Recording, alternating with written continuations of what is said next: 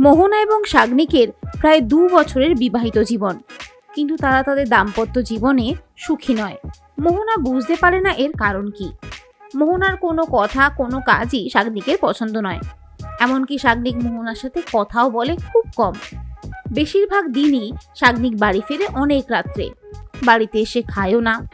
কিছুদিন আগে অবধিও মোহনা অপেক্ষা করতো শাগনিকের জন্য, কিন্তু এখন আর করে না। তবে তার মনে সন্দেহ ক্রমশ বাড়তে থাকে। সে ক্রমে কৌতূহলী হয়ে ওঠে কেন শাগনিক এরকম করছে তা জানার জন্য। একদিন শাগনিক মোহনাকে বলে যে সে অফিসের কাজে বাইরে যাচ্ছে 5 দিনের জন্য। শাগনিক ফেরত আসে 7 দিন পর। শাগনিকের মধ্যে কিছুটা বদল দেখে মোহনা। তার কিছুদিন পর মোহনা তার বান্ধবীর সাথে একটি ক্যাফেতে গেল। সেখানে শাগনিককে একটি মেয়ের সাথে দেখল।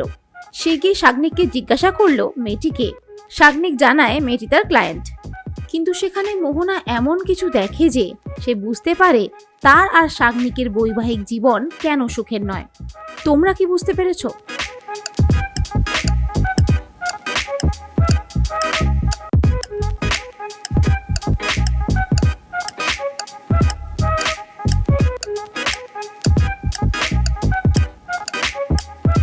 তোমরা যদি ভালো করে খেয়াল করো তাহলে দেখবে ক্যাফেতে শাগনিকের সাথে যে মেয়েটি ছিল তার গলায় একটি হার ছিল। এটি সেই হারটি যেটি শাগনিক পরে থাকতো সারাক্ষণ। কিন্তু শাগনিক অফিসের কাজে বাইরে গিয়েছিল এবং তারপর যখন ফেরত আসে তখন থেকে এই হারটি তার গলায় আর দেখা যায়নি। তার মানে ওই মেয়েটিকে শাগনিকই ওই হারটি দিয়েছিল।